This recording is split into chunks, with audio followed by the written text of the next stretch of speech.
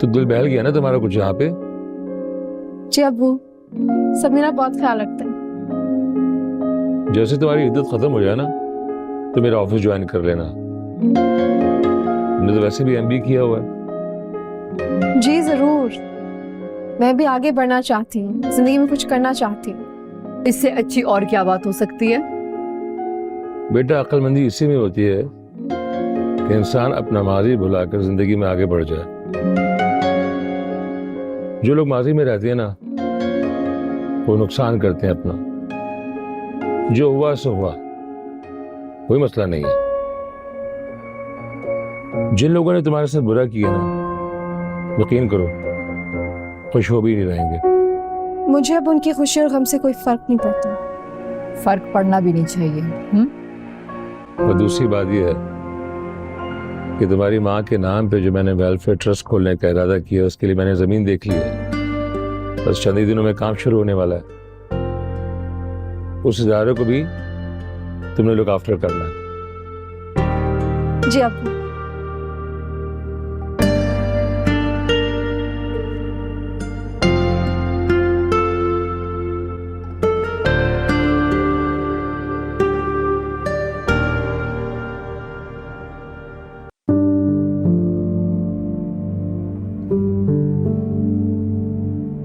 अब ना वो दिन आएंगे मुझको ये रुलाएंगे।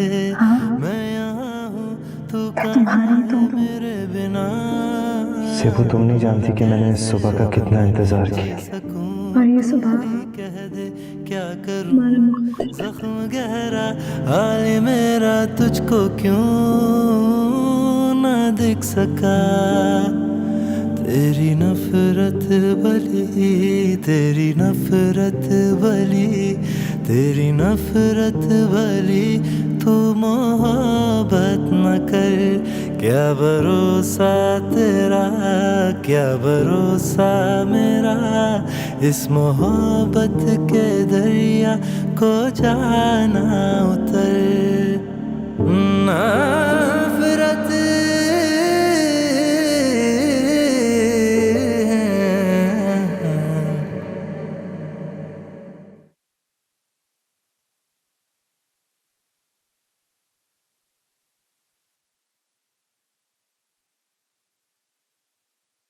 अरे इतना ऑयल डाल रही हो तुम?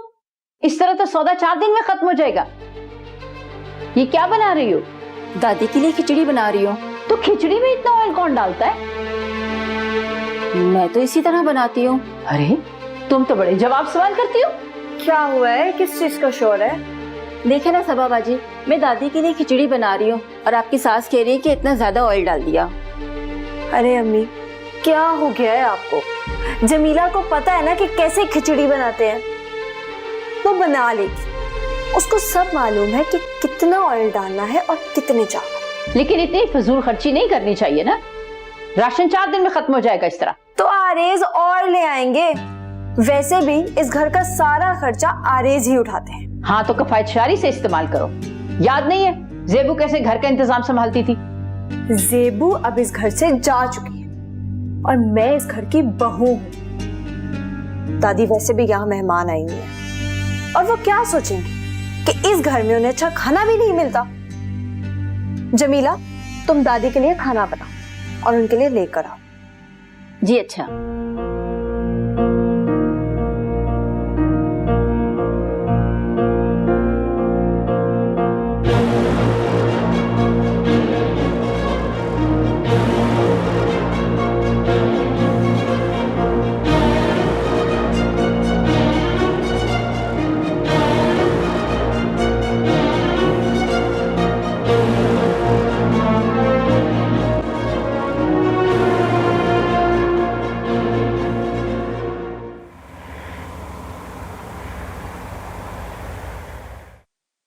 जब से जेबू गई है घर का माहौल ही बदल गया। सबा अपनी मनमानी करती है और जब से उसकी दादी इस घर में आई है पूरे घर का निजाम तिरम बरम हो गया। जेबू की बात और थी, सबा मुख्तलिफ मिजाज की है। और सफीना, तुम भी कोशिश करो कि घर में लड़ाई झगड़ा ना हो। ये उसका भी तो घर है ना, करने तो उसे मनमानी। अब हम उसकी दादी को घर से जाने को तो नहीं कह सकते। आरिस भी तो उसको नहीं समझाता। आरिस कैसे दखल दे सकता है? सबा भी अब इस घर की बहू है, अपनी मर्जी करती तो करने दो, मत रोको उसे। एक बहू तो घर छोड़कर चली गई है, अब दूसरी से भी बिगाड़ लेंगे तो क्या कहेंगे लोग? तहमीना थी तो मैं अपने दुख सुख उससे शेयर कर लेती थी। सेबू हम सबका कितना ख्याल रखती थी ना। अब तो हमारा ख्याल रखने वाला भी कोई नहीं है इस घर में। वक्त के साथ हालात बेहतर हो जाएंगे सफीना। ज़ेबू अब इस घर से चली गई है, सबा को कबूल कर लो। सुने, मैं ज़ेबू से मिलने तो जा सकती हूँ ना? सिकंदर हमें घर में दाखिल नहीं होने देगा। क्यों? मैं उसकी खाला भी तो हूँ ना, क्यों नहीं मिल सकती मैं उससे? तुम ज़ेबू की सिर्फ खाला नहीं हो, बल्कि उसकी साबिका सास भी हो सफीना, इस बात को समझो। ये कैसी मजबूरी है कि मैं उससे मिल भी नहीं सकती? ज़ेबू अब हमसे नहीं मिलेगी। मगर हमारा क्या कसूर है? मैं तो उस वक्त घर पे थी भी नहीं जब उसने तलाक दी। हमने थोड़ी कहा था उसे कि तलाक दे दे। अब मैं ज़ेबू से मिल भी नहीं सकती। ये कैसी मजबूरी है हम लोगों की?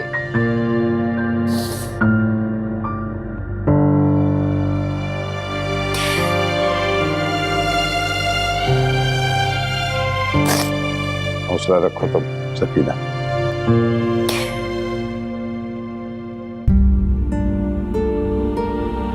कैसी जा रही हैं तुम्हारी ऑनलाइन क्लासेस? अच्छी जा रही हूँ। यूँ मैं मसरूफ भी रहती हूँ और फिर ये आगे मेरे काम भी आएंगे। ये तो बहुत अच्छी बात है, लेकिन तुम देर तक मत जागना, टाइम से सो जाना। हाँ ओके, मैं जाती हूँ। Good night.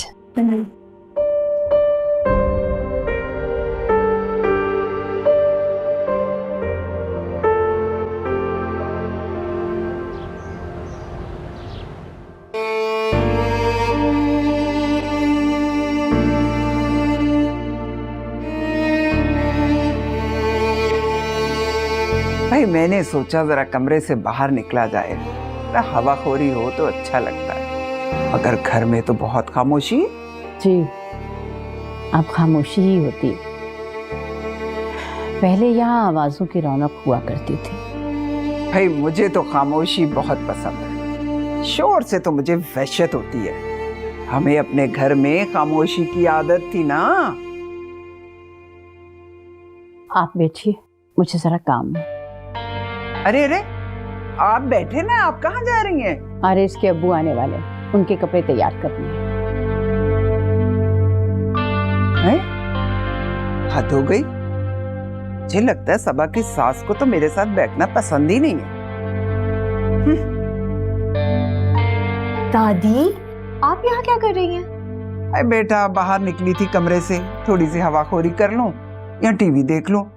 तेरी सास आई भी थी, वो तो मुझे देख के उठ के चली। दादी आप उन्हें दफा करें। चल टीवी लगा दे, लगा दे, लगा टीवी लगा कर देती हूँ।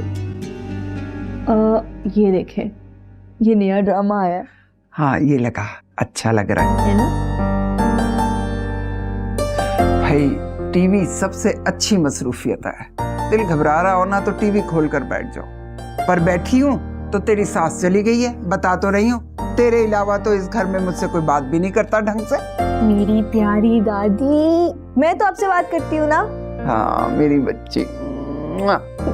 चले हम ड्रामा देखते हैं। चल। हाँ ये लगा, आवाज तो ऊंची कर, मुझे तो सुनाई भी कम देता है बेटा। सही है। हाँ अभी कुछ खाने के लिए भी नहीं आएगी।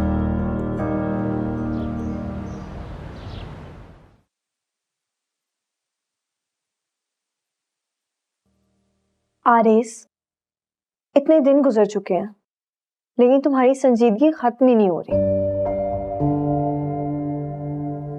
जो कुछ हुआ उसको इतनी आसानी से भुला देना आसान नहीं है सबा। आरिस, खुद को संभालो ना सोचो। वक्त गुजर गया है और वक्त गुजरने के साथ साथ हालात भी बदल जाते हैं। तुम कब तक यही सब कुछ सोचते रहोगे? तुम यही चाहती थी ना कि ज़ेबू उस घर से चली जाए। वो उसके खिलाफ बातें करती थी, मुझे उसके खिलाफ करती थी।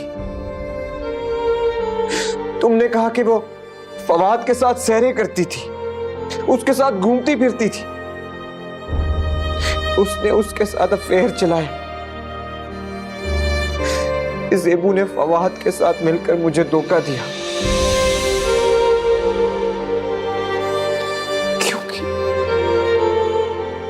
क्यों किया तुमने ये सब कुछ?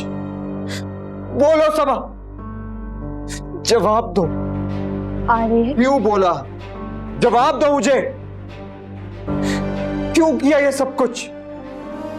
आरेस, मैंने तो वही सब कुछ बताया जो मैंने अपनी नजरों से देखा था। वो सब झूठ था, सब झूठ था। ज़ेबू तो बहुत अच्छी थी। तुम्हें क्या दुश्मनी थी ज़ेबू के साथ? बोलो, क्यों किया तुमने ये सब कुछ? जवाब दो सबा। आरेस, मैंने कुछ भी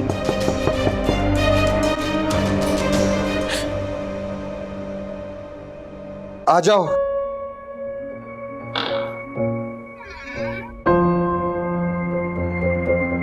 फवाद, क्या हुआ? कुछ नहीं, बस गाड़ी की चाबी चाहिए थी।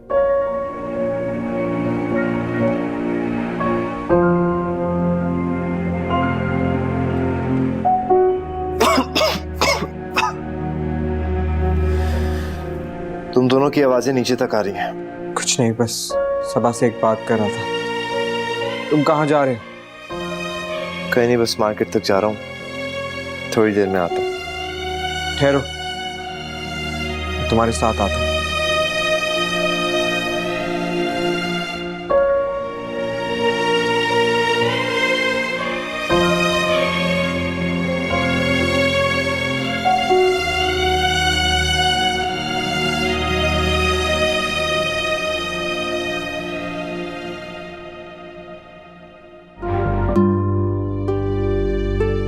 फवाद, ये कहाँ जा रहे हो? मार्केट उस तरफ है। बस दिल घबरा रहा था, सोचा एक बाहर का चक्कर लगा लूं। दिल जो चाहे वो कर लेना चाहिए। अगर लॉन्ग ड्राइव पे जाना है तो चलते हैं। कुछ रास्ते खुद ब खुद आपको अपने पास ले आते। मैं आपको रोक ही नहीं पाता। फवाद, जो होना था वो हो गया। अब तुम अपनी सेहत का ख्याल रखो, अपने आप को वक्त दो, कोई मसरूफियत ढूंढो। गुजरा हुआ वक्त वापस नहीं आता। अपना नहीं तो अम्मी अब्बू के बारे में सोचो।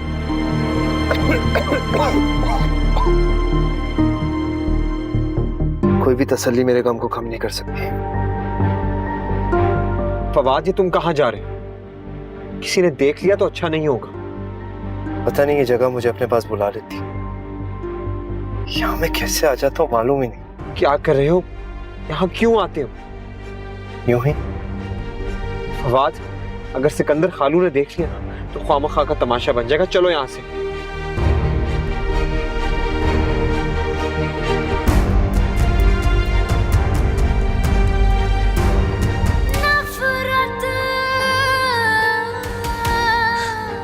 सब झूठ था।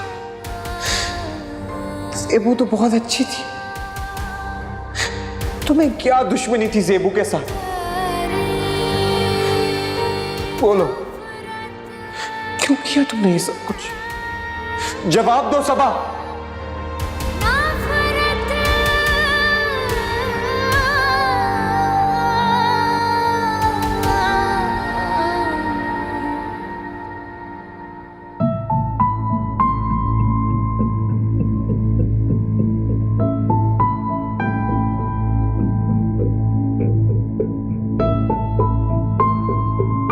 कहाँ चले गए थे तुम लोग? इतनी देर से वेट करें। हाँ, कहाँ गए थे बेटा? अम्मी मार्केट तक गए थे। फवाद का दिल घबरा रहा था, सोचा बाहर का चक्कर लगा लें।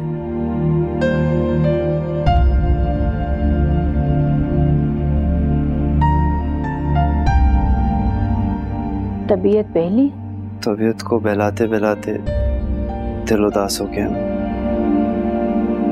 ना हो उदास मेरी जान, हम सब हैं ना तुम्हारे साथ।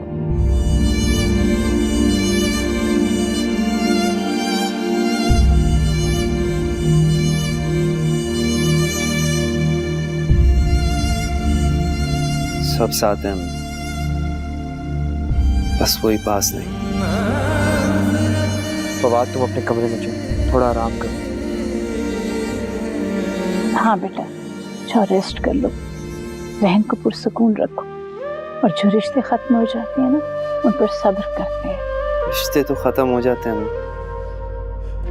अगर दुख बाकी रह जाते। ना करो ना दुख तुम, हम हैं ना तुम्हारे साथ। रिलैक्स, भाई को लेकर आओ अंदर, मैं तुम्हारे लिए सूप बनाती हूँ। जी चलो फवाद, अंदर चलो।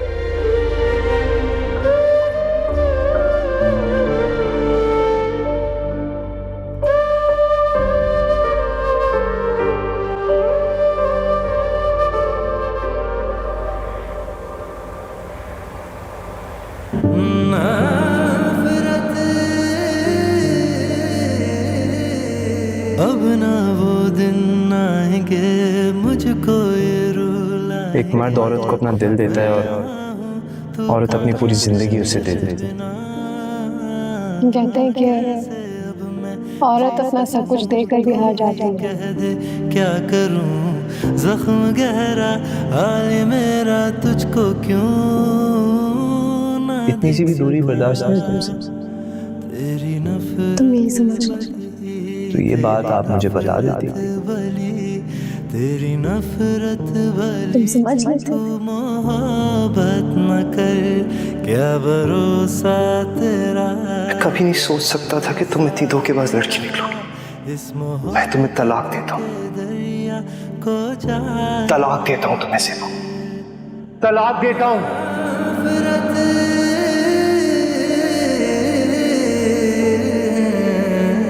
आरेज, मैंने तुम्हें वही सब कुछ बताया जो मैंने अपनी आंखों से देखा था। मैं तो जेबू के साथ दुश्मनी क्यों रखूंगी? मैं तो उसकी दोस्त थी, और तुम्हें पता है उसने मुझे सब कुछ नहीं बताया था। मैं उसकी दोस्त थी, मैं मुझे सब कुछ बता सकती थी, मगर नहीं, उसको तो मुझ पर एतबार भी नहीं था। तुम जेबू से नफरत करती थी, उसकी क्या वजह थी? मैं उससे नफरत क्यों करूंगी? मैं तो बस उससे नाराज थी, क्योंकि मुझे तुम्हारी तरह गलत फहमी हो गई थी, और गलत फहमियां ना हो जाया करती हैं। इसका मतलब ये नहीं कि मैं उससे नफरत करती थी। या तो मुझे पहले से पसंद करती थी? नहीं, मेरे जहन में तो कभी तुम्हारा ख्याल ही नहीं आया था।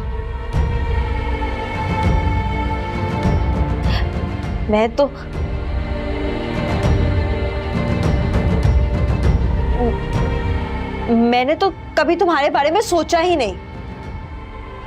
वो तो हालात ऐसे हो गए कि हम दोनों एक दूसरे के करीब आ गए और हमारी शादी हो गई।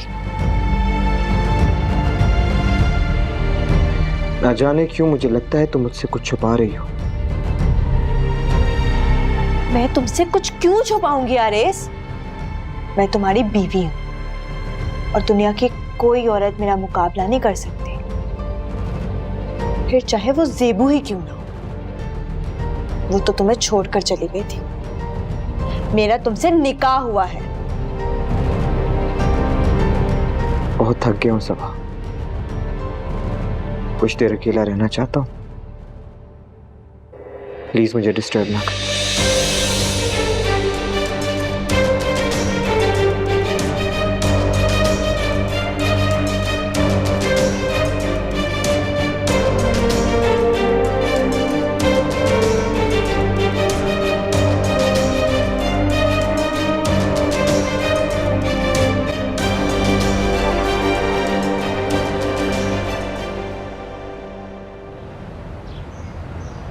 भाई बड़ा ही अजीब माहौल है इस घर का। अरे कोई किसी से बात ही नहीं करता, सारा वक्त सन्नाटा छाया रहता है। मैं तो कहती हूँ हम थोड़ी देर के लिए बाहर चले जाते हैं, किसी अजीज रिश्तेदार के घर चले जाएंगे, जरा दिल ही बहल जाएगा हमारा। जी दादी, आप ठीक कह रही हैं। और आपको पता है, आरेज भी सुबह का गया, शाम को घर लौटता है। और वैसे भी आजकल तो उसका मूड ही ऑफ रहता है। भाई तो ठीक है ना, उसके आने से पहले हम शाम तक वापस आ जाएंगे। मैं ऐसा करती हूँ कि राइड बुक करवाती हूँ। हाँ ये ठीक है। और मेरे कमरे में काली चादर मेरी पड़ी है ना, वो उठा के ले आ। ठीक है। हाय हाय, घर तो बहुत अच्छा है, दिल लगाना ही पड़ेगा यहाँ पर।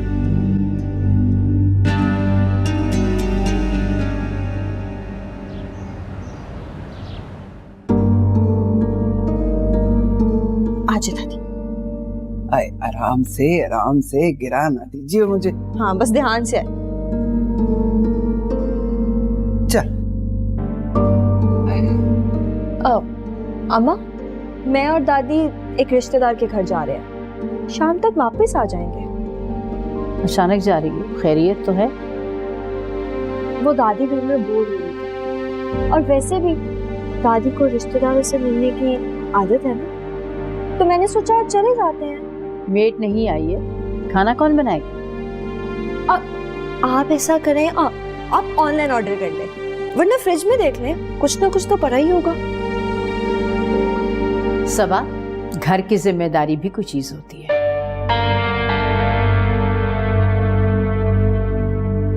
ज़ेबू को ये जिम्मेदारी निभाकर क्या मिल गया था? अरे बेटा जल्दी चलो ना, देर हो रही है। वो देखो टैक्सी वाला बाहर इंतजार कर रहा है, आ जा। जी आ जा। अच्छा जा रहे।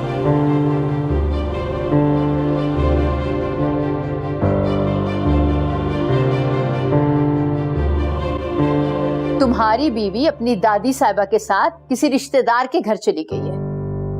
उसको ना घरदारी की फिक्र है, ना उससे परवाह है फवाद की। काम करने का शौक ही नहीं है। और मोहतरमा जाते वक्त मुझे ऑर्डर देकर गई है कि आप ना ऑनलाइन खाना मंगवा लें। अब मुझे क्या पता ऑनलाइन खाना कैसे मंगवाती है। ऐसे करो, तुम ही कुछ ऑर्डर कर दो वहां से। अम्मी मैं ऑफिस में हूँ, मसरूफ हूँ, प्लीज मुझे इन बातों में ना उलझाएं। और अगर सबा चली गई है तो आप किचन देख लें, आखिर पहले भी तो आपने ही किचन संभाला हुआ था ना। आरिस, ये तुम मुझसे किस तरह बात कर रहे हो? अम्मी मैं काम कर रहा हूँ, बहुत मसरूफ हूँ, और सबा की अपनी मर्जी है, जहाँ जाना चाहे जा सकती है। हर कोई ज़ेबू की तरह तो नहीं होता। आप सबा को ज़ेबू के साथ कंपेयर करना छोड़ दें। तुम मुझसे नाराज हो ना? अभी तक तुमने मुझे माफ नहीं किया, क्या तुम इस तरह बदला लोगे मुझसे? अभी मेरे काम का हर्ज हो रहा है, मैं फोन रखता हूँ।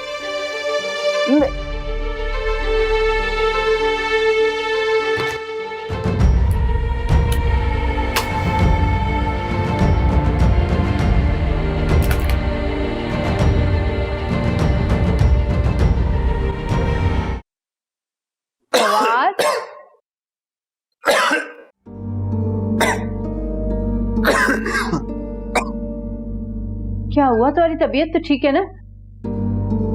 मैं ठीक हूँ। चलो खाना खा लो। अम्मी मुझे जब भूख होगी मैं खा लूंगा प्लीज। डॉक्टर ने कहा है तुम्हें अपनी विल पावर यूज करनी है। हिम्मत हौसला करो, इंशाल्लाह जल्दी ठीक हो जाओगे।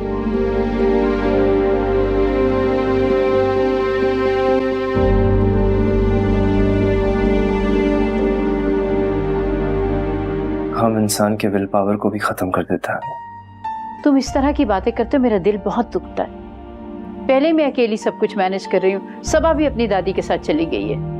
मुझे एक बार ज़ेबू से मिलना है, उससे बात करनी है, उससे माफी मांगनी। चलो ठीक है, मैं शगुफ्ता से बात करूंगी, वो ज़ेबू से बात कर लेगी, माफ कर देगी वो तुम्हें। मैं जानती हूँ ज़ेबू को, वो बहुत हमदर्द और सच्ची लड़की है। नहीं मैं उससे खुद नहीं मिल सकता, खुद बात नहीं कर सकता। नहीं बेटा, अब ये मुमकिन नहीं है, तुम इस बात को कबूल कर लो ना। अम्मी बस एक बार मुझे उससे मिलने दे, उससे बात करने दे, उसको बताने दे कि उसको तलाक देना मेरी जिंदगी की सबसे बड़ी गलती थी। अच्छा अच्छा अच्छा, रिलैक्स करो, खाना खाओ। मैं शगुफ्ता से बात करती हूँ, उसे एबू से किसी न किसी तरह हमारी बात करा देगी, ठीक है? शाबाश, चलो तुम खाना खाओ बस।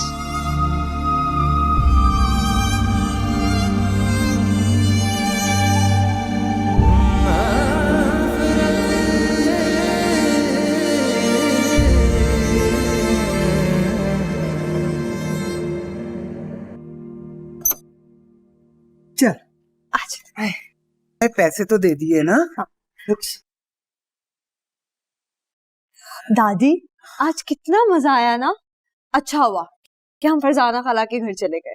हाँ, मुझे भी बहुत ही मजा आया, बड़ा अच्छा लगा फरजाना के घर जाकर। खैर से वापसी हो गई तुम दोनों की? जी बस अभी आए हैं। सबा, घर पे खरीदारी पे तवज्जो दो।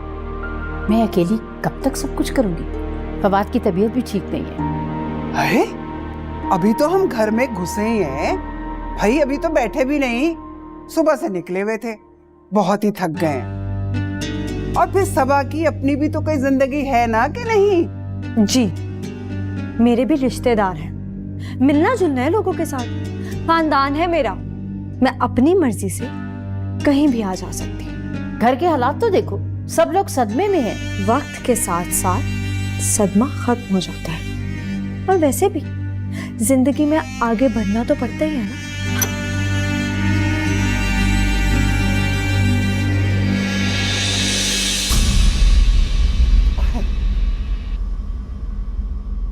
यहाँ क्या हो रहा है? अरे आज हम गए थे बाहर, थोड़ी देर के लिए निकले थे, अब घर में दाखिल हुए हैं तो ये मसला शुरू हो गया। मैं तो सिर्फ ये कह रही थी कि सबा को घर पे तवज्जो देनी चाहिए। मैं कब तक अकेले सब कुछ संभालूंगी? हारिस, मैं हर वक्त घर में बंद होकर नहीं रह सकती हूँ। मेरे भी खानदान है, मुझे भी तो लोगों से मिलना होता है ना। आप लोगों को लड़ाई झगड़े के अलावा कोई काम नहीं? और अम्मी अगर आपकी सबा से नहीं बनती तो इससे बात ना किया करें। आप लोगों की लड़ाई झगड़े की वजह से घर का माहौल खराब हो रहा है। आए दादी, हम अपने कमरे में चलते हैं। हाँ चलो। हारिस, तुम सबा की बेजा तरफदारी मत किया करो। पता है मुझे तुम मुझसे नाराज हो इसलिए ये सब कुछ कर रहे हो। अम्मी आपने तो ज़ेबू के साथ भी अच्छा नहीं किया, सबा तो फिर खैर।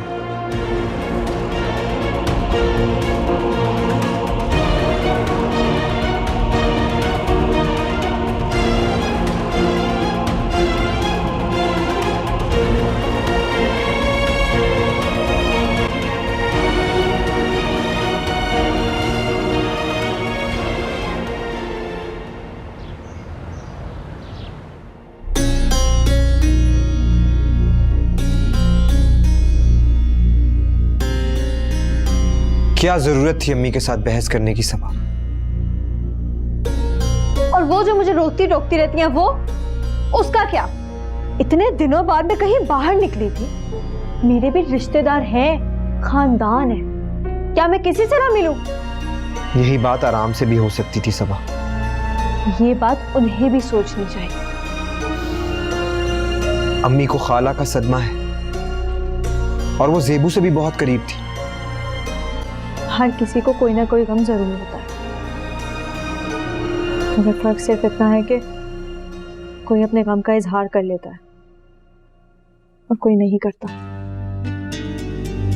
बहरहाल तुम अम्मी से बहस ना किया करो, वो इस घर की बुजुर्ग हैं, उनका एहतराम करना सब पे लाजिम है। मैं भी इस घर की बहू हूं, मेरी इज्जत का भी सबको ख्याल करना चाहिए। ये नहीं कि जिसका जब दिल किया मेरी बेइज्जती करके चला गया। ज़ेबू को तो इस घर में रानी बनाकर रखा जाता था कि मेरी इज्जत का किसी को ख्याल नहीं।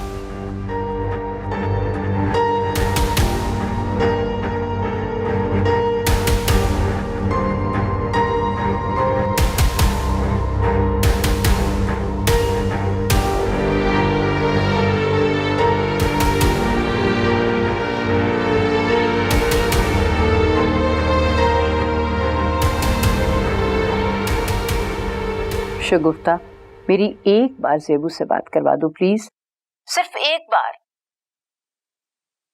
अब आपको क्या बात करनी है उससे? मैं उसकी खाला भी तो हूं ना, उसे बस फवाद का मैसेज दे दो, फवाद को माफ कर दे वो। अब फवाद को क्यों माफी मांगनी है? गुस्सा उतर गया उसका, एहसास हो गया उसको ज़ेबू का। ऐसे मर्द जो अपने गुस्से के गुलाम तो कभी घर नहीं बसा सकते। उसे अपनी गलती का एहसास है, वो माफी मांगना चाहता है ज़ेबू से। उसे अब माफी की क्या जरूरत? ये उसे तलाक देने से पहले सोचना चाहिए था। वो सब कुछ गलतफहमी की वजह से हुआ था शगुफ्ता। देखें, आप आइंदा यहाँ कॉल ना करें तो बेहतर होगा। हमें आप लोगों से कोई बात नहीं करनी। जी, खुदा हाफिज़। अब बार बार क्यों फोन कर रहे हैं यहाँ पे वो लोग? वो कह रही हैं कि फवाद को माफ़ी मांगनी है ज़ेबू से। भला तलाक देने वाले आदमी को वो कोई माफ़ करता है?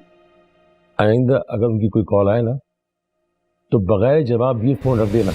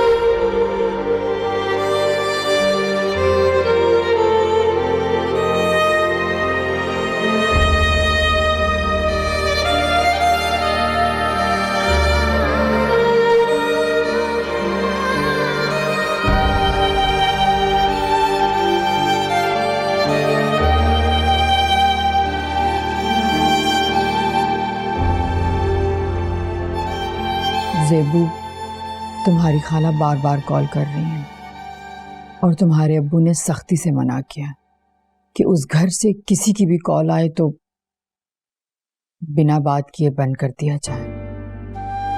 किसी से अब कोई बात करने की जरूरत नहीं है। बिल्कुल ठीक किया अब्बू। तुम्हारी खाला कह रही है कि तुम फवाद को माफ कर दो।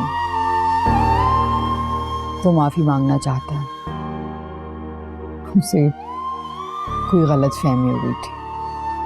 क्या वो गलत फहमी मेरी वफा और मोहब्बत से ज्यादा मजबूत थी? छोड़ो ज़ेबू, जो होना था वो हो गया। तलाक देने के बाद मर्द बहुत पछताते हैं। उसने वो अल्फाज उन्हें अचानक कहे कि मैं उसे रोक ही नहीं सकी। हत्ती में आ गई थी। मुझे यकीन ही नहीं आ रहा था कि वो अल्फाज, वो सब कुछ फवाद कह रहा था। मत याद करो उस वाक़ये को। अगर वो तुमसे मोहब्बत करता तो तुम्हें कभी तलाक नहीं देता। अगर वो मुझसे मोहब्बत नहीं करता था तो उसने मुझसे शादी क्यों की? बस खिदमत के लिए एक मुलाजमा ही तो चाहिए थी उन लोगों को। लोग मोहब्बत के नाम पे ही तो धोखा देते हैं। मैं बस सिर्फ ये कहने आई थी ज़ेबू के